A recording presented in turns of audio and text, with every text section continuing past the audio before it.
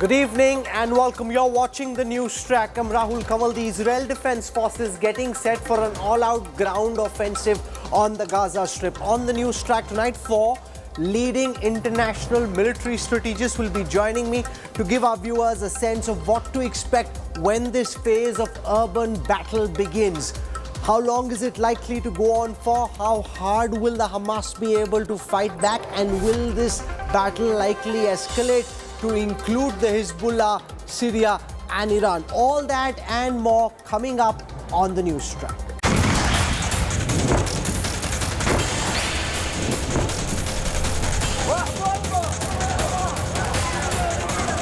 Endgame Gaza.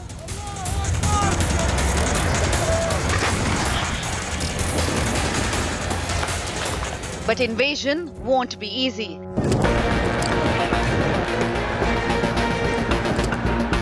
Will Israel be trapped in brutal urban warfare?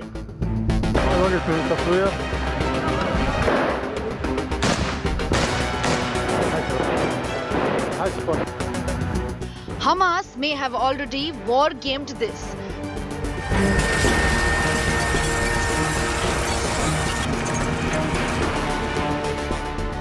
Past invasions have backfired.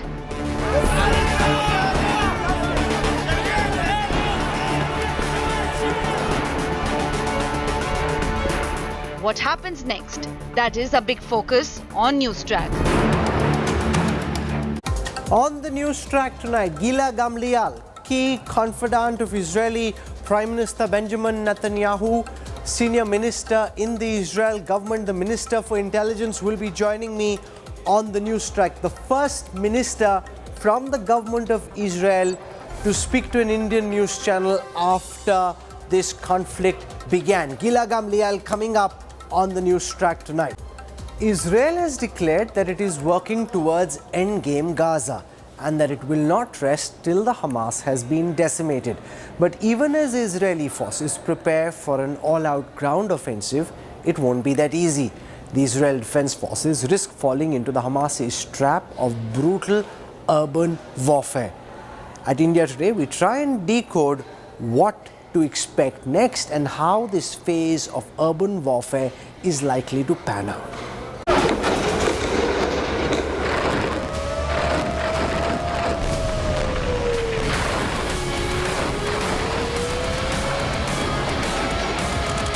Devastated by Israeli bombardments, more than 1 million Gazans have fled their homes as an Israeli ground invasion looms.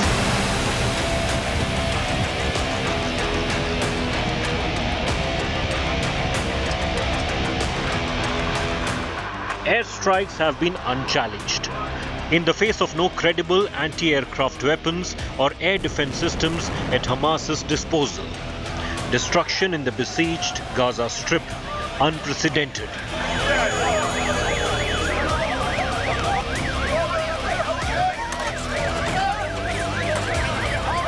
(2,670) Palestinians have been killed and 9,600 wounded since the fighting erupted on October 7th.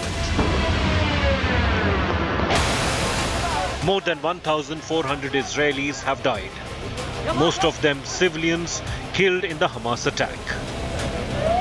Casualties may mount dramatically in the event of Israeli forces launching a ground incursion. Much of Hamas's military infrastructure believed to be concealed in urban areas. A street-by-street fighting can't be ruled out if Israeli military unleashes a full-fledged ground assault. Israel has ordered more than 1 million Palestinians, almost half the territory's population, to move to Gaza's south. Hamas has called upon Palestinian residents to stay put. In the past, Israeli forces invaded Gaza twice. The first time in 2009 for 15 days, and then in 2014 for 19 days. When Israeli ground forces advanced into Gaza's dense cities earlier, they've been effectively targeted with Hamas anti-tank mines, anti-tank guided missiles, rocket-propelled grenades. Hamas now equipped with a newer weapon, grenade-wielding drones it used in the October 7 attack, and possible stockpiles of anti-tank weaponry. International urban warfare experts also caution against Hamas's ancient tactic of using tunnel bombs. Blasting its way through the 40-kilometer Gaza Strip may sound easier than done. The Israeli military would be going up against a group that has trained for years in hardened urban combat and possibly war-gamed such an invasion for years, despite Israel's own human intelligence and technology. With Gaurav Sawant and Ashutosh Mishra in Israel, Bureau Report, India Today. The Israel Defense Forces currently preparing for a ground assault on the Gaza Strip. How is this urban warfare phase of this battle likely to go? How long could it take for the IDF to be able to take over the Gaza Strip? What kind of military pushback should they expect from the Hamas, which has been pulverized over the last 10 days from the air by the Israel Air Force? Joining us, four very sharp military strategists. I want to welcome first Colonel Liam Collins, founding director at the Modern War Institute, the United States Military West Point Academy. We've got Yaakov Lapin, a well-known military strategic affairs analyst and expert. Professor Ephraim Inbar is president of the Jerusalem Institute for Strategy and Security. And for an Indian military perspective, we're joined on this broadcast by Lieutenant General KJS Tiny Dillon. Welcome to all our guests. I want to start by asking Colonel Liam Collins at the Modern War Institute about this third ground assault on the Gaza Strip, and how long do you think this is likely to go on for?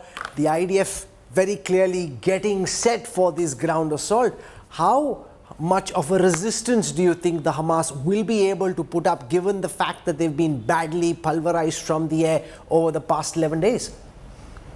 Yeah, I mean, Hamas will still be able to put up significant resistance, right? If you just go back to some of Israel's, earlier conflicts, these, insurgent terrorist fighters, they may not have the mass numbers of a conventional force, but they can put up resistance, right? Moving in tunnels from one location to another, seemingly popping in and out of, different stories of different buildings from underground tunnels.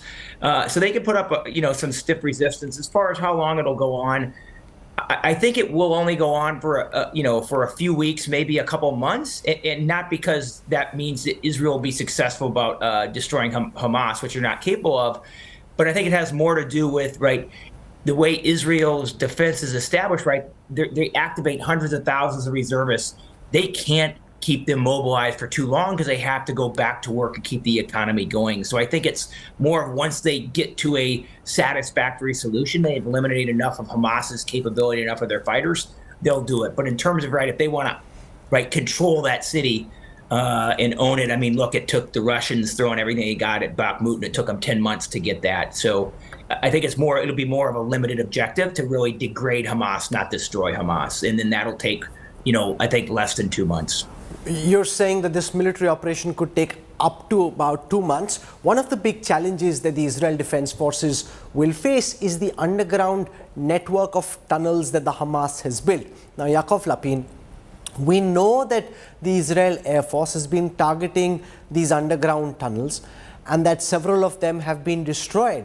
What's your best sense at this moment of the kind of capacity the Hamas has, given what's happened in the past 11 days, to push back? Was the Hamas, in your view, already preparing and planning because they knew that after the kind of attack they staged, the IDF will come in? Has that already been thought through, or do you think they're a very battered and bruised force at this moment? I think that they are battered, and they absolutely knew that the IDF would launch a ground offensive. They clearly factored that into this attack. Actually, since Hamas took over the Gaza Strip in 2007 through a violent coup, it began building its terrorist army, this Iranian-sponsored terrorist army, and that includes thousands of kilometers collectively under Gaza combat tunnels to move fighters and weapons around. And they've also, set up these command and attack posts in multi-story buildings. so that they can have a good command of the combat area when they expect the Israeli forces to come in. They've spent years building this terrorist army, embedding it into the civilian population center, and therefore when the Israeli ground forces have to move in, they will be facing threats from 360 degrees, from above, from those tall buildings, as well as from drones, from the surface level, and from underneath from the tunnels. And that is what the IDF has been training for years. So those are the kinds of challenges they're going to have to deal with. No, so what part of the Hamas's military capacity, according to you, Yaakov Lapin, has been degraded because of the aerial attacks? And how much of a military structure do they still have to be able to take on the IDF when it does come in?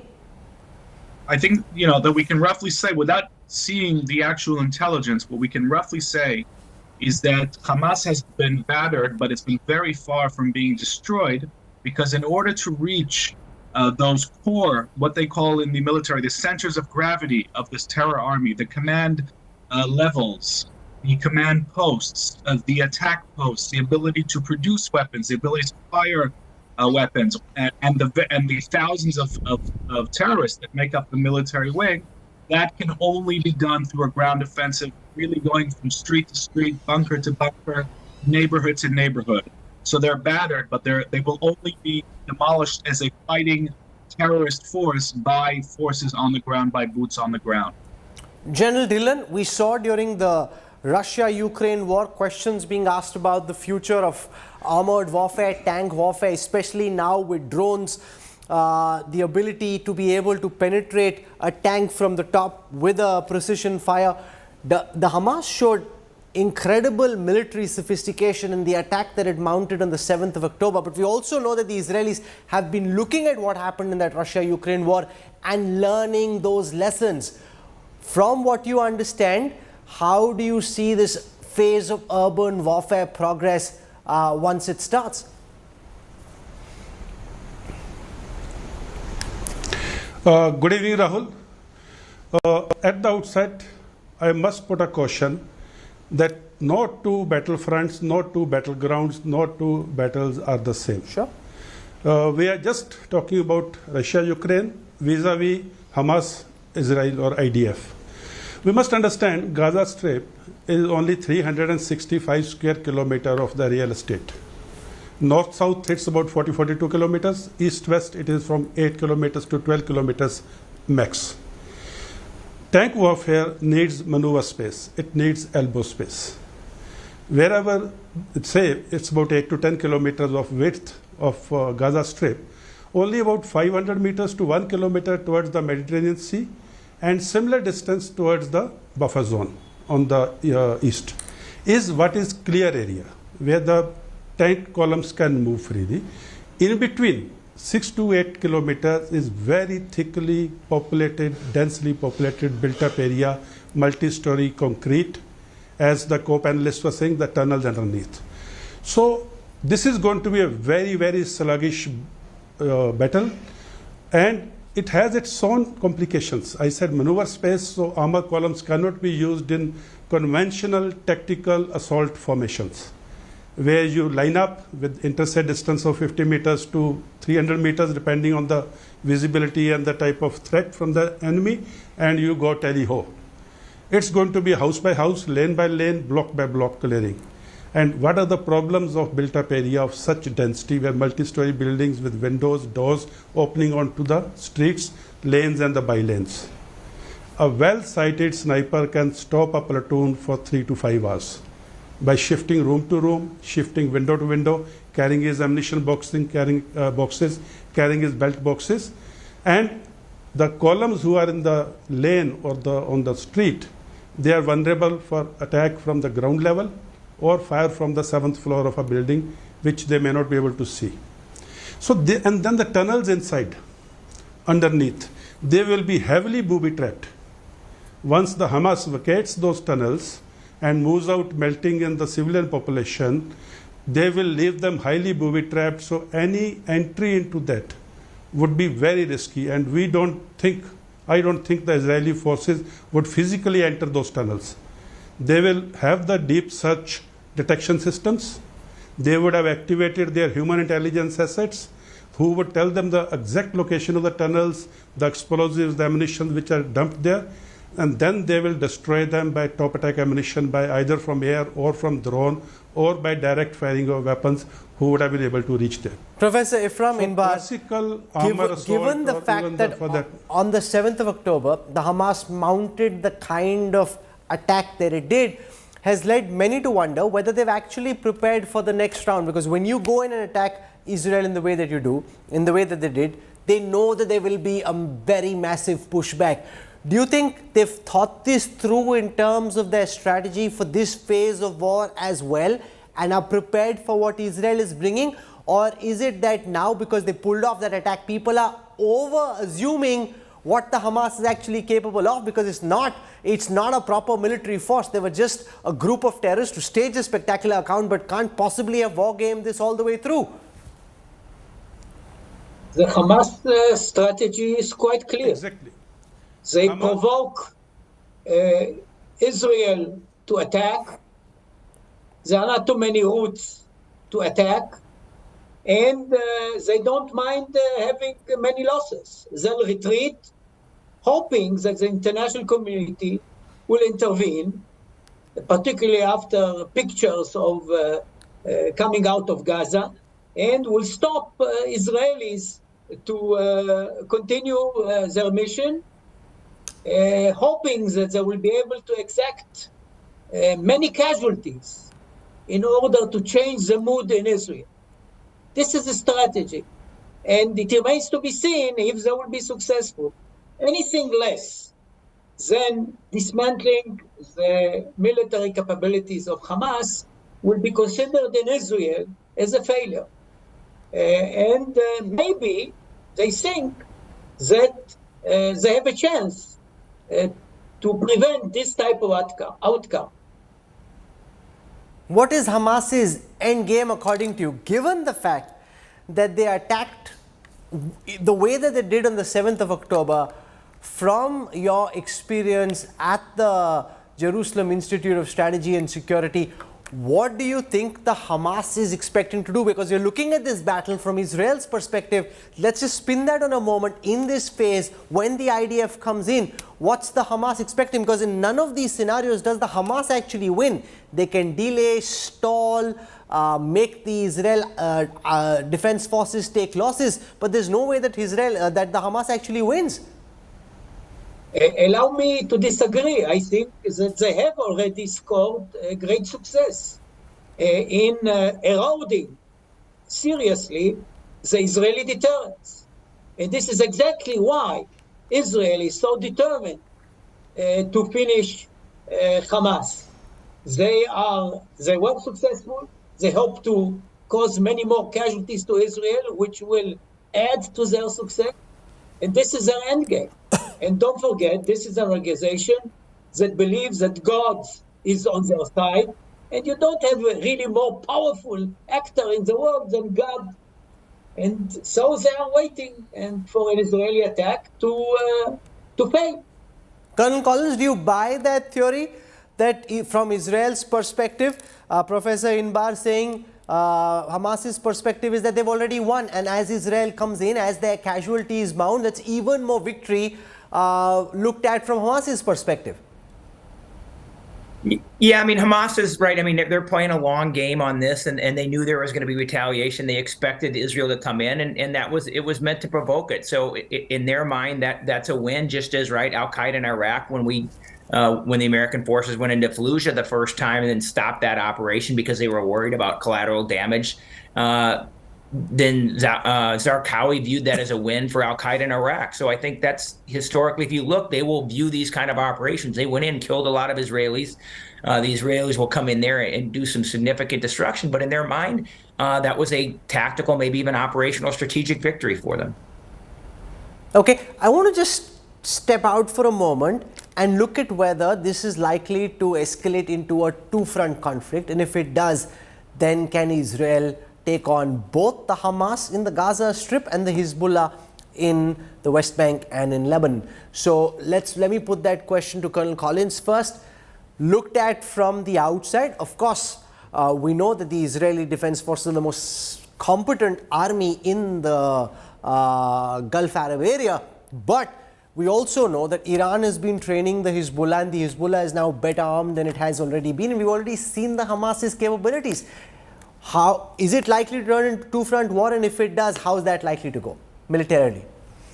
Yeah, I mean, that's the big question we're waiting on. If you look historically, the evidence would tell you there's a good probability that it will happen to be a two-front war, right? If Lebanese Hezbollah want to bog Israel down and keep them from committing all of their energy into Gaza, then that's entirely plausible. And again, looking historically, it's more likely than not that will happen, but it doesn't mean that it will happen. Yaakov Lapin, your sense of whether it is probable or inevitable that this is likely to turn into a two-front war, and if the Hezbollah does get involved, how do you see that Iran versus Hamas and Hezbollah simultaneously, that war play out? Well, let's look at what's already happened. The Lebanese arena is already involved. For the past 5 days, there hasn't been a day that's gone by without anti-tank fire attacks from Hezbollah, attempts to cross the border by terror cells. We've had casualties in Israel, and Hezbollah has sustained casualties in Israeli return fire. So it's already involved. Relatively speaking, it's at a low level, and this is very deliberate. We had the Iranian foreign minister very recently in Lebanon coordinating. Lebanon is actually, really held hostage by Hezbollah, which is an Iranian terrorist army, just like Hamas, but far, far bigger. And what we're seeing is Iran synchronizing its entire regional access and getting ready for the next phases of this war. And the instructions that the Iranians appear to have given to their proxies in Lebanon, Hezbollah, is harass Israel, keep it focused on the north so that it can't focus on the south fully like it wants to, but also it's willing to take the risk of that deteriorating into a full war. I don't think Hezbollah is deterred by that at all. It's willing to take that risk and to fulfill Iranian orders. No, so let's look at it militarily. If we were to war game this, now the Hezbollah has been attacking and the Israelis counter-attacking in southern Lebanon and in the West Bank on a limited basis. Do you see this escalate into an all-out war? And if the Israeli army is fighting the Hezbollah and the Hamas simultaneously, how is that war likely to go? And why I ask this question is because in the past, when Israel has gone to war with Arab countries, very often the effort, for example, in the 1973 war also was to ensure that civilians weren't impacted in quite the way that the Hamas did. They just came in and killed whoever they came. It wasn't a combatant versus combatant war. It was a combatant versus non-combatant war as well. So how do you see that going, Yaakov Lapin? Well, in many ways, what Hamas did on the 7th of October, this mass murder invasion of border communities, is exactly what Hezbollah had been planning to do for northern communities right near the border for many years. They even boasted of these plans invading the Galilee region, which is the Israeli region next to Lebanon. So Hamas did it first, and that means that Hezbollah has lost an element of surprise. So it may still, if it decides to enter this war fully, then it may still try to invade northern Israel with its terror death squads, just as Hamas did. But it would run into a far more ready Israeli military, heavily deployed along the northern border. I would expect the Israeli Air Force to lead the Israeli response in the northern arena for the first stage. If that actually escalates, I would expect it to unleash levels of firepower that we have not seen, not in this conflict, and I don't think in this region. And I think that warning has been sent to Hezbollah and to Iran very, very clearly. We've also got two U.S. Strike carrier groups, one in the Mediterranean, one making its way into the Mediterranean. That's an American deterrent signal to Hezbollah and to Iran, which has yet to be tested. So we're seeing certainly, all of the actors in this conflict and potential actors getting their positions ready for a broadening of this conflict. And above all of this is an Iranian threat saying that if Israel moves into Gaza, which it surely will, they will activate additional fronts. The extent of that activation remains to be. Do you buy that? Is that an empty threat, or do you think the Iranians will walk the talk? Well, they're already doing it. Okay, this is the thing we have to, I think, get our heads around. They are already attacking Israel from Lebanon, and we've had Israeli casualties. And if No, there but those wasn't are a war going- limited. Those are limited battles at this moment. My question is it possible Yes. that the state of Iran gets involved against the state of Israel as an open, all-out attack? The Iranians prefer to do their wars via proxy. This is exactly why they funded and built Hezbollah on Israel's northern border and Hamas in the Gaza Strip. The proxy warfare is the preferred manner of attack that Iran has been building. I mean, they will prefer to keep it that way, but they are making threats. And I think that it has probably been told to them that they are not immune and that if this war escalates, targets in Iran themselves could be exposed to firepower strikes. So we will simply have to wait and see. Professor Inbar, we know that President Biden has deputed 2 aircraft carrier groups in the waters around Israel and Palestine.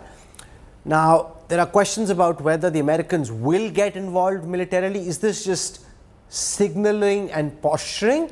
Are the Americans actually likely to deploy their troops and their weapon systems? And the question of whether Israel will want America to get involved militarily. To have their backing is one thing, to actually want for American troops on the ground. What's your reading on that? Obviously, Israel doesn't want American troops to fight for it. This has been the Israeli line from its very inception, and this is why it is popular in the United States. It is basically the Churchillian line: give us the means and we'll do the job. I'm not sure that the American presence in the Eastern Mediterranean nowadays will have a deterring effect on Iran. We shouldn't forget that Iran, at this time, is attacking vessels, Navy vessels of the United States in the Indian Ocean. And they are trying to attack Americans in Iraq, in other places. So I must say that the calculations, the strategic calculation of Iran is not entirely clear to me. It depends.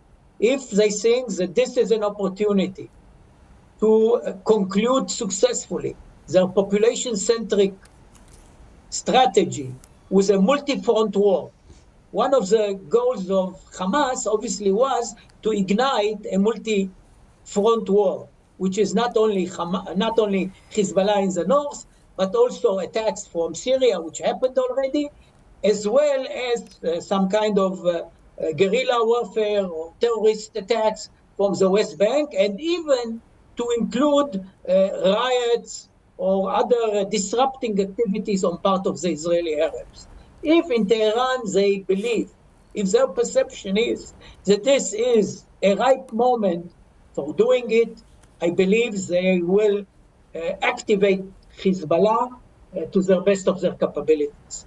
If they don't see this an opportunity, they may not want to spare Hezbollah, which is basically their most effective deterrent against Israel at this stage.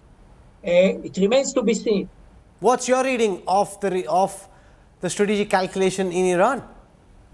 Will they want to activate the Hezbollah in an all-out offense against the Israelis like the Hamas went all out, or do you think they want to hold this asset back for some other time? I think they would like to do it. I'm not sure their evaluation is that this is the right moment. This is exactly the dilemma in Iran. Colonel Collins, 2 American aircraft strike groups in the waters around Israel, are they there just as a deterrent posture, or will President Biden send his planes and his men and women in if Israel were to face a multi-pronged attack? Yeah, I mean, this is purely a deterrent measure. As other speakers have said, Iran is not going to get directly involved, right? They work through the proxies. That works for them better politically and strategically. And Israel doesn't need or want U.S. assistance, right? They're one of the most powerful militaries in the world. For them, it would show weakness if they need, right, any kind of air support or something like that. So at least for the current fight in Gaza, or if it goes into Lebanon, they're capable of doing that themselves. They don't want the assistance. It's really just a deterrent from Iran, I guess, getting involved directly. I mean, it's already, pretty, involvement through support to Hamas or Hezbollah, but it's really a deterrent from more involvement. General Dillon, looked at from your lens, share your assessment of whether you see this conflict escalate first to the Hezbollah, Syria, Iran, then becoming bigger. We're already seeing Vladimir Putin go meet Xi Jinping. We're already seeing the fact that Iran is acting in close concert with anti-America countries. Do you see this becoming a much bigger nightmare? Or do you think it will remain localized and regional?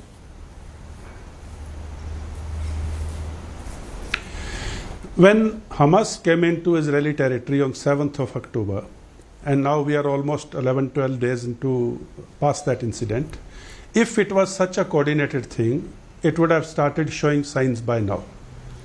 Since no signs of this coordination or synergy between all the forces or all the countries which you named have emerged so far, so it's safe to assume, and as a military commander I will never speculate, I will always go by the military battle indications.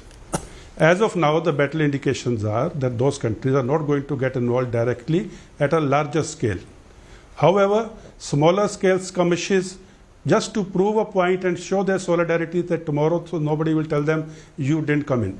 So that type of actions will happen. And similarly, coming to the point of US direct involvement, United States boots on ground or aircrafts in the sky are not going to happen because Israel does not really need it. What Israel will need and what United States or other allies can provide is the intelligence, good quality intelligence, real-time intelligence, give out the target objectives which are getting activated, and Israel has the wherewithal from within their own means to neutralize those objectives. So intelligence sharing will happen, it has always been happening, but it will happen at more real-time and at a larger scale. As regards the other countries getting involved, I don't see the possibility at a large scale in the near future. Okay, so we've heard from 4 military minds on the next course of action. The Israeli offensive in Gaza, the impact this could have on Hezbollah, the impact this could have on Syria and Iran, and the prospects of this turning into a larger battle than it is at this moment. So you've heard different perspectives. I want to thank our guests, Liam Collins, Yaakov Lapin, Professor Ifram Inbar, and General Dillon for joining me on the news track. The biggest question is what happens next in this war and how is that Israeli offensive likely to go? And you've just heard some perspectives from some very sharp military minds. The Hamas is holding nearly 200 Israeli civilians hostage. The terror group released a propaganda video today that showed a female hostage, Mia Shem, with her arm bandaged, looking into the camera and saying, "They're taking care of me, get me out of here as soon as possible." 21-year-old French-Israeli by nationality. Mia Shem disappeared from the music festival where 260 people were killed when it came under Hamas attack on October 7th.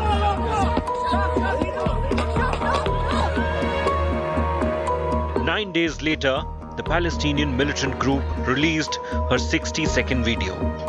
In the footage, an unidentified worker is seen treating Shem's injured arm. In another clip broadcast on Hamas's Telegram channel, Shem speaks directly to the camera in Hebrew.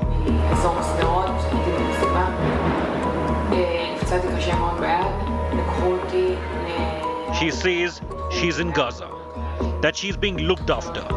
Her arm was operated on for 3 hours at a hospital and that she wants to go home.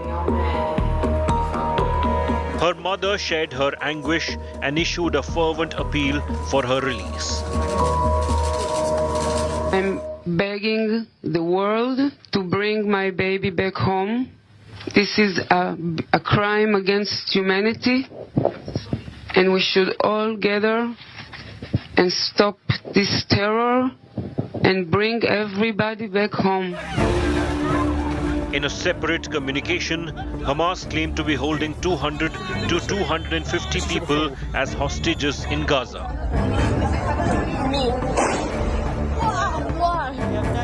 In his televised statement, a Hamas spokesperson said the non-Israeli captive will be released when conditions are ripe. According to the militant group, At least 22 hostages have been killed in Israeli airstrikes on Gaza. Say, Bismillah. With Hamas showing their capability in asymmetric warfare and avoiding digital trail in their communications, Israel is faced with what probably is the toughest hostage crisis. It has a mixed recording in dealing with such situations. Israel set up a secret force in 1957. The unit shot to fame in 1976.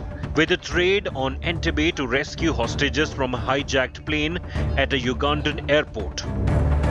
In 2011 though, Israel made big concessions to win freedom of one Israeli soldier in Hamas custody. It freed more than 1,000 Palestinian prisoners for the exchange. And that batch of freedom prisoners included the current Hamas leader in Gaza, Yahya Sinwar, one of the masterminds of the October 7th carnage.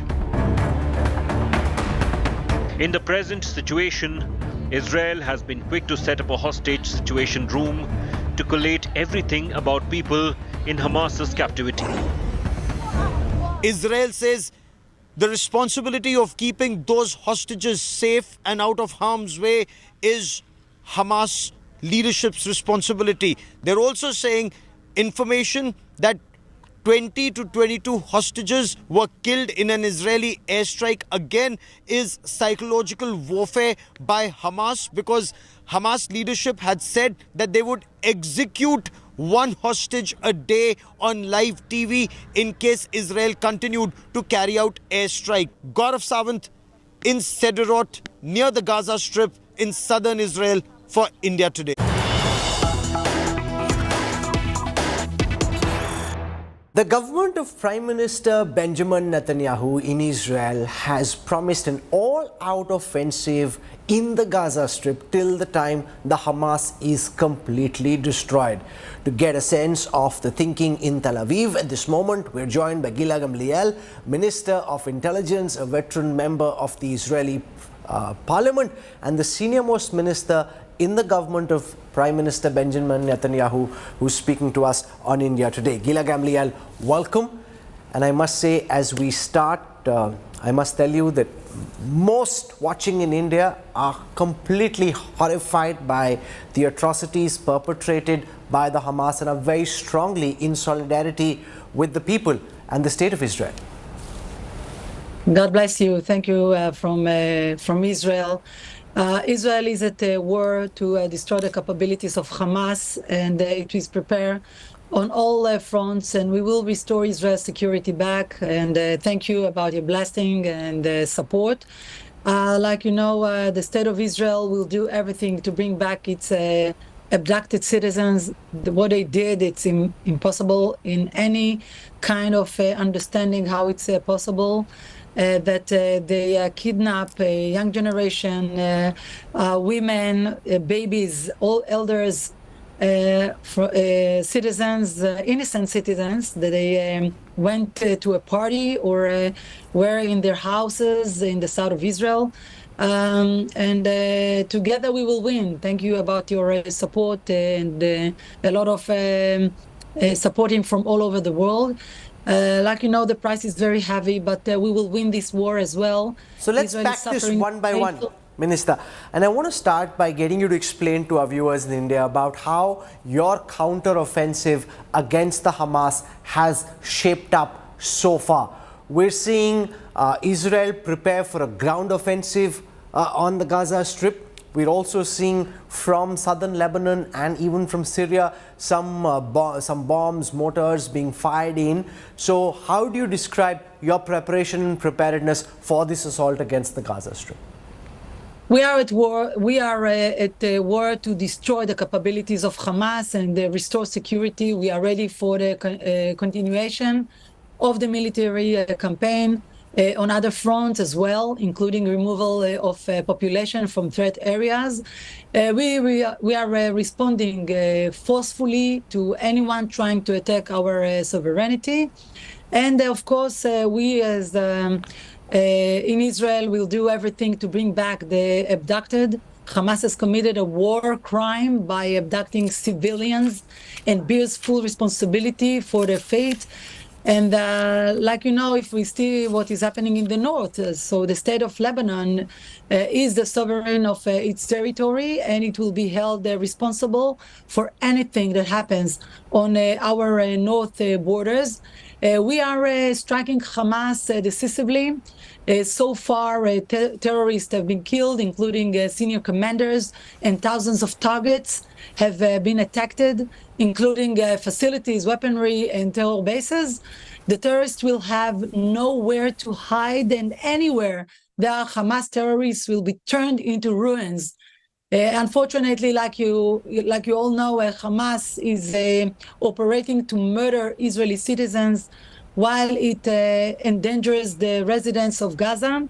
They are using the residents of Gaza as human shields, while the IDF is operating to protect civilians, making an effort to currently hit terrorists. So, the Hamas put out... Yes, one more minute. Yes.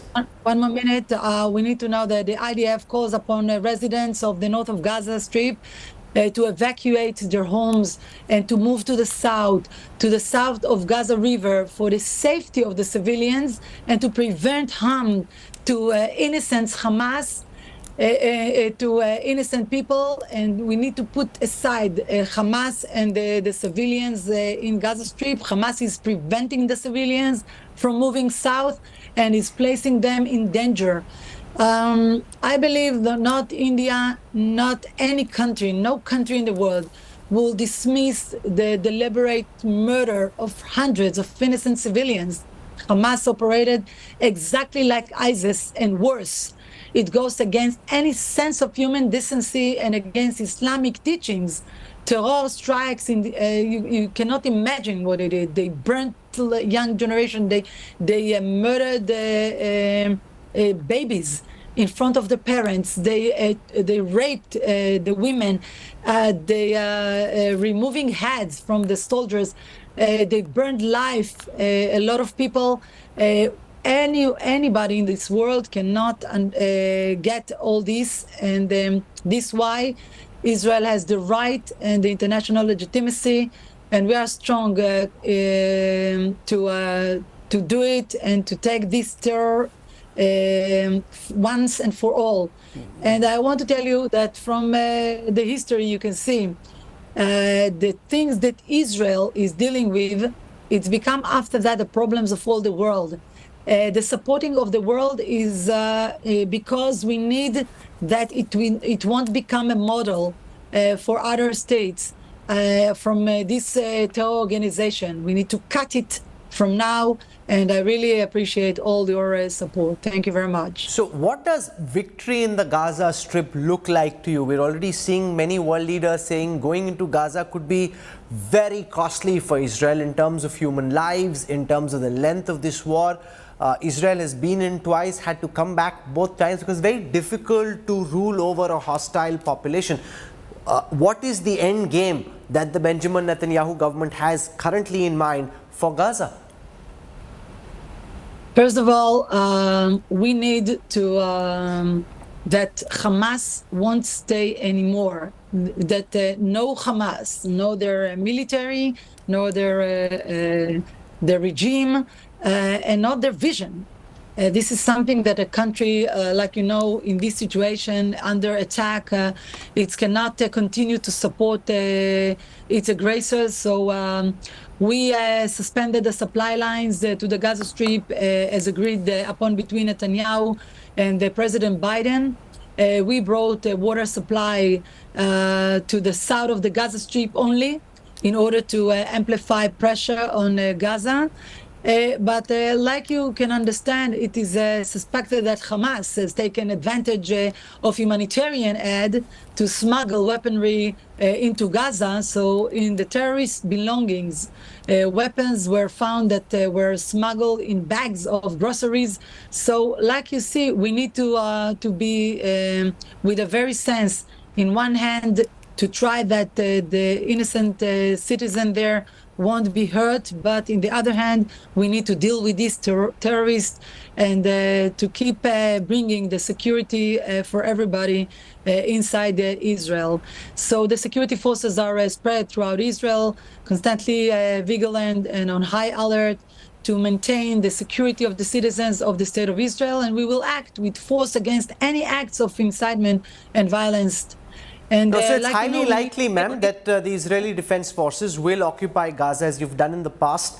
My question was, who will run Gaza once the IDF has occupied Gaza? What's your vision? What's your plan? First of all, this is not our plan to occupy the Gaza. What we want to do is to take out the Hamas and the Hamas control out of Gaza. This is the mission for us.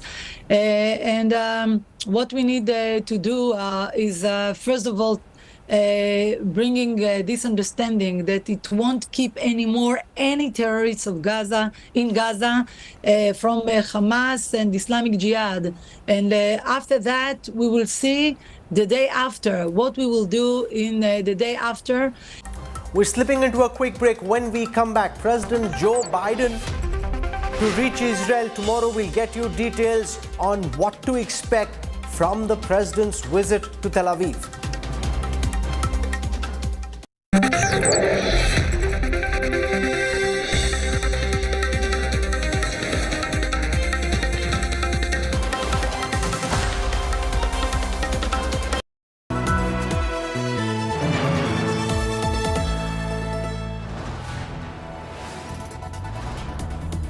You are watching India Today, powered by Finest, Be Sustainable Change, a BNP Group company.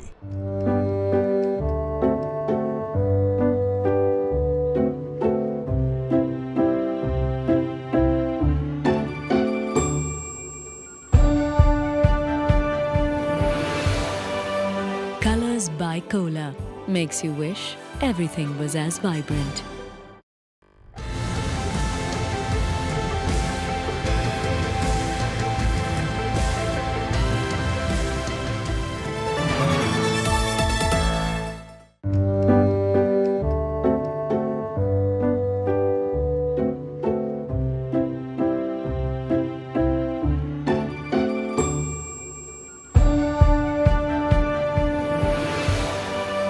Colors by Cola makes you wish everything was as vibrant.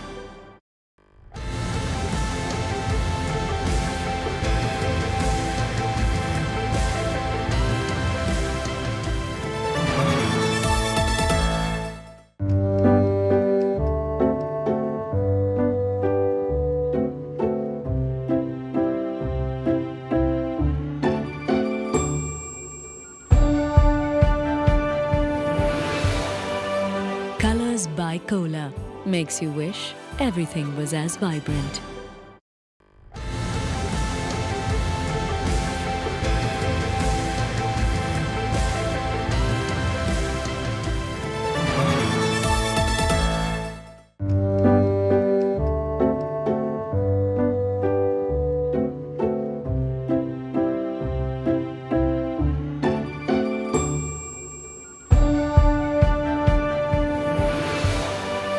Colors by Cola makes you wish everything was as vibrant.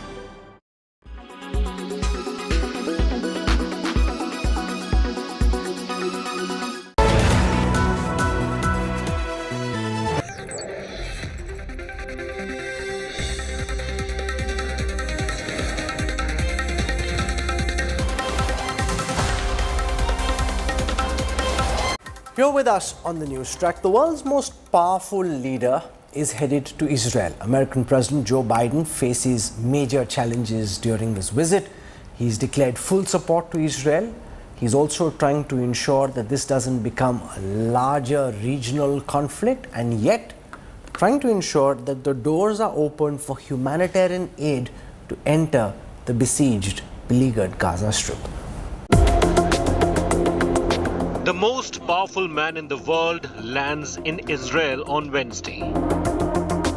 President Joe Biden arrives in Tel Aviv at a time when Israel's tank regiments are massed along the Gaza frontier primed and ready to roll in.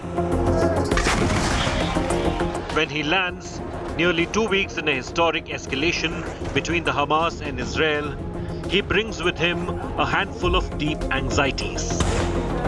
Biden was unequivocal about his solidarity with Israel from the start. Bloody hands of the terrorist organization Hamas, a group whose stated purpose for being is to kill Jews. This was an act of sheer evil. More than 1,000 civilians slaughtered, not just killed, slaughtered in Israel. Among them, at least 14 American citizens killed. Biden's visit to Israel will be an incredibly delicate tightrope walk. As the President of the United States, he must come across as nothing but unambiguously supportive of Israel, empathetic to its anger, and understanding of the steps it is now taking.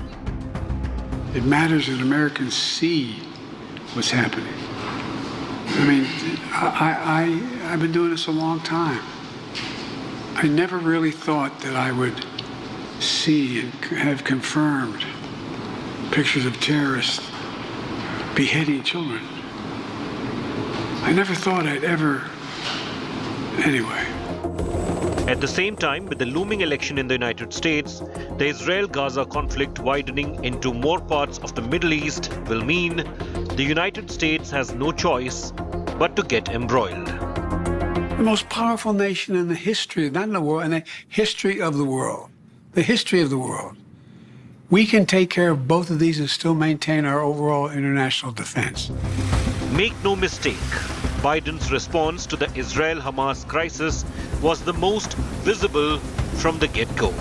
It was on day one itself that he ordered America's largest warship, the USS Gerald R. Ford aircraft carrier, battle group into waters off the coast of Israel as a show of support, solidarity, and to beef up intelligence assistance to the Israeli military. Biden visit to Israel would have strategic importance for entire Middle East. The world already has one big war on its hands in Ukraine. A second could plunge the world into a crisis that goes beyond just economic. Much of what happens next could be in the hands of the most powerful man in the world. Bureau Report, India Today.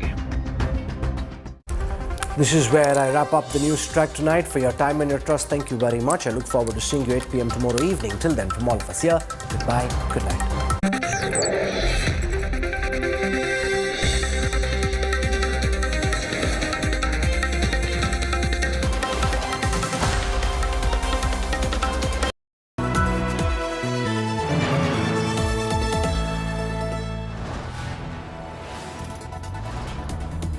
You are watching India Today, powered by Finest, Be Sustainable Change, a BNP Group company.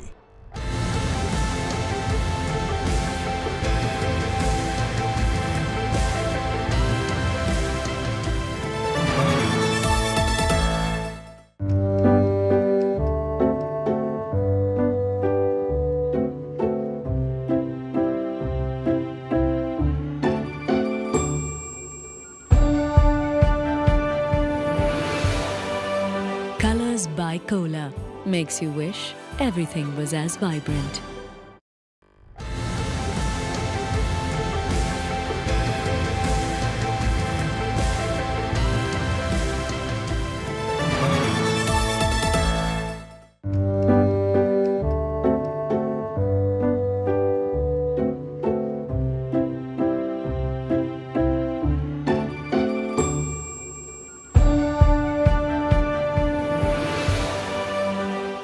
By Cola makes you wish everything was as vibrant. This is the air raid siren that's just been sounded over Tel Aviv. It's about 11 o'clock at night. Watch these images right behind me as more vehicles, more Humvees now head towards the border. As Israeli forces move forward to punish Hamas terror, India Today reports from the front line at the Gaza border.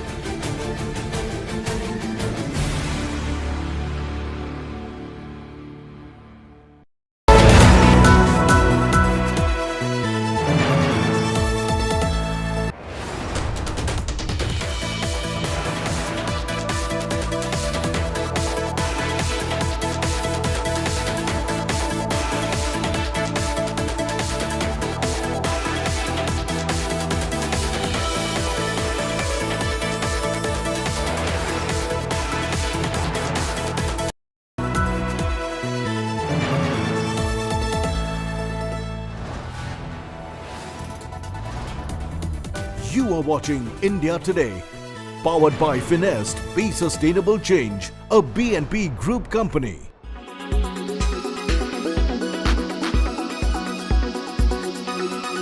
As we are getting out of the emergency and admission department of Al-Aqsa Martyrs Hospital, and based on what we have heard from the doctors here at the department, maybe in the upcoming hours as we are getting out of the hospital, this hospital itself will possibly break down, with the situation getting dire in terms of the needs and essential supplies needed by the hospital.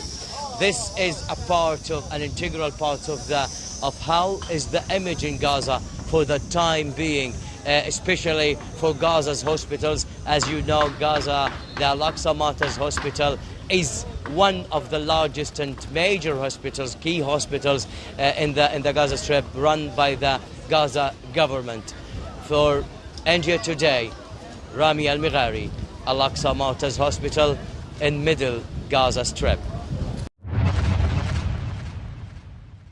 As we are getting out of the emergency and admission department of Al-Aqsa Martyrs Hospital, and based on what we have heard from the doctors here at the department, maybe in the upcoming hours as we are getting out of the hospital, this hospital itself will possibly break down, with the situation getting dire in terms of the needs and essential supplies needed by the hospital.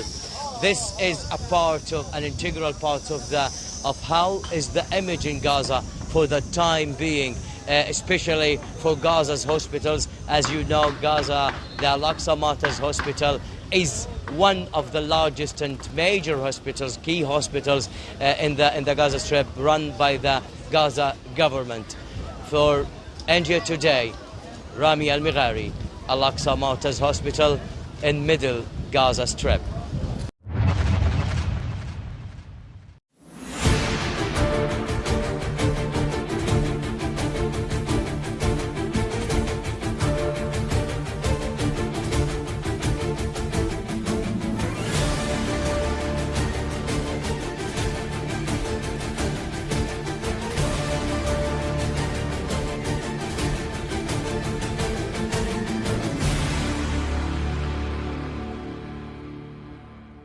Weather forecast now. Delhi, maximum 31 and minimum 19 degrees. Mumbai, maximum 32 and minimum 27 degrees.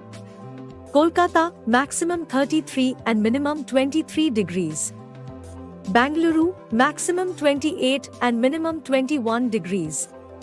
Chennai, maximum 32 and minimum 27 degrees. Hyderabad, maximum 32 and minimum 22 degrees. Good evening, viewers. Let's take a look at the weather report across the major cities this evening. Thiruvananthapuram is at 30 degrees Celsius with an AQI of 103. Mumbai is at 35 degrees Celsius with an AQI of 173. Panji is at 30 degrees Celsius with an AQI of 112. Ahmedabad is at 34 degrees Celsius with an AQI of 113. Bhopal is at 32 degrees Celsius with an AQI of 120.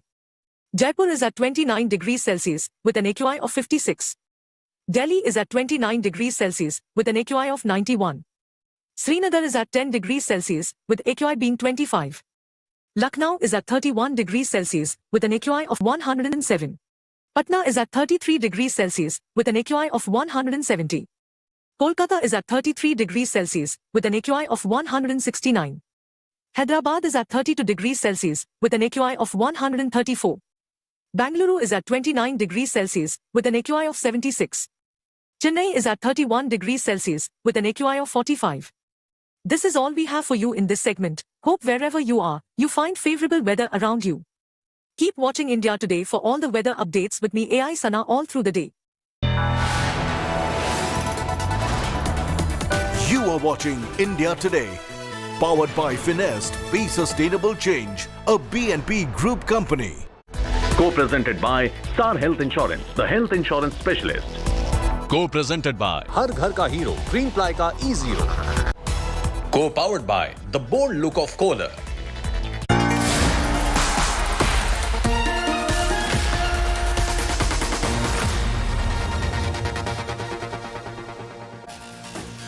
Good evening, hello and welcome. You're with the news today, India's primetime destination news, newsmakers, talking points. The big talking point tonight, the major ruling by the Supreme Court. It has rejected a plea for allowing same-sex marriages. What exactly did the Supreme Court say?